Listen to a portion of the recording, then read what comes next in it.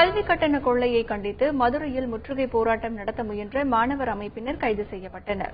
மதுரை மாவட்ட முதன்மை கல்வி அலுவலகம் முன்பு இந்திய மாணவர் சங்கத்தினர் முற்றுகை போராட்டத்தில் ஈடுபட்டனர். தனியார் பள்ளிகளில் அரசு நிர்ணயித்த கட்டணத்தை விட கூடுதல் தொகை வசூலிப்பதை கண்டித்து போராட்டத்தில் முழக்கங்கள் எழுப்பப்பட்டன. கட்டாய கல்வி உரிமை சட்டத்தை அமல்படுத்த வேண்டும், புதிய கட்டண நிர்ணய குழு அமைக்க வேண்டும் போன்ற கோரிக்கைகளும் போராட்டத்தில் முன்வைக்கப்பட்டன. முற்றுகையிட முயன்ற மாணவர்களை போலீசார் தடுத்து நிறுத்தி கைது செய்தனர். அப்போது போலீசாருக்கும் மாணவர் சங்கத்தினருக்கும் இடையே தள்ளுமுள்ளு ஏற்பட்டதால் பரபரப்பு காணப்பட்டது.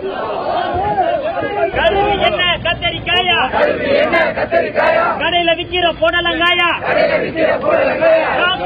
வாங்குவதற்கு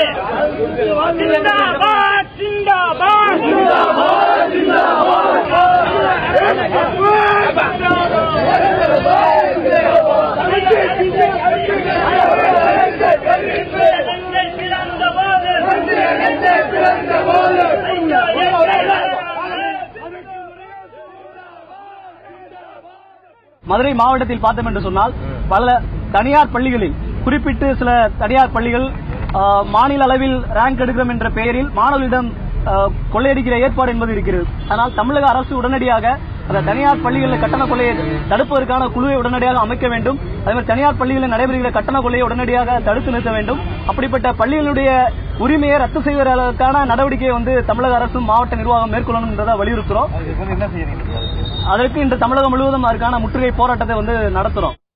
இதேபோல சென்னை பள்ளிக் கல்வி இயக்குநரகம் முன்பு இந்திய மாணவர் சங்கத்தினர் முற்றுகை போராட்டத்தில் ஈடுபட்டனர்.